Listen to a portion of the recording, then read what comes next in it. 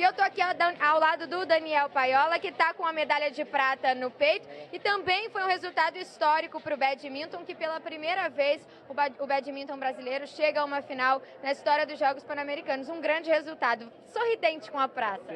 Sim, foi bom o resultado. E não como foi só como a primeira vez, mas foi dobradinha, né? Porque as irmãs Vicente também chegaram na final. Acho que o badminton brasileiro subiu de patamar nesse Pan-Americano, mostrando que o trabalho está sendo bem feito.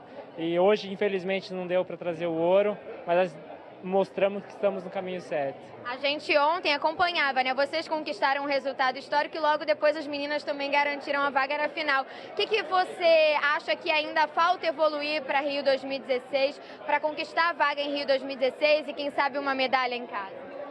Não, a gente está no caminho certo. Acho que foi um campeonato que nós fizemos muito bem. Acabamos, infelizmente, perdendo na final, mas estamos jogando com atletas de alto nível e atletas que vão brigar também por medalhas em 2016. Então, a questão, acho que é continuar o trabalho.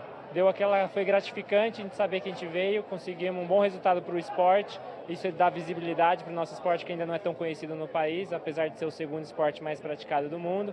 Mas também dá ânimo para continuar o trabalho que está sendo bem feito. Daniel, a gente fala de história aqui, o badminton fazendo história, o Thiago Pereira fazendo história.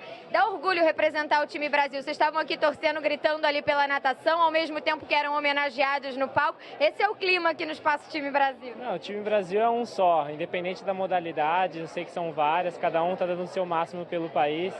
E o time Brasil só dá orgulho, é uma honra fazer parte dessa equipe. E cada dia mais a gente quer trazer mais alegrias para o povo brasileiro. Obrigada, viu? Mostra a sua medalha aí pra galera de casa e daqui a pouquinho, ó, vai ter show de Tony Garrido, padrinho do time Brasil. É com você, Mel.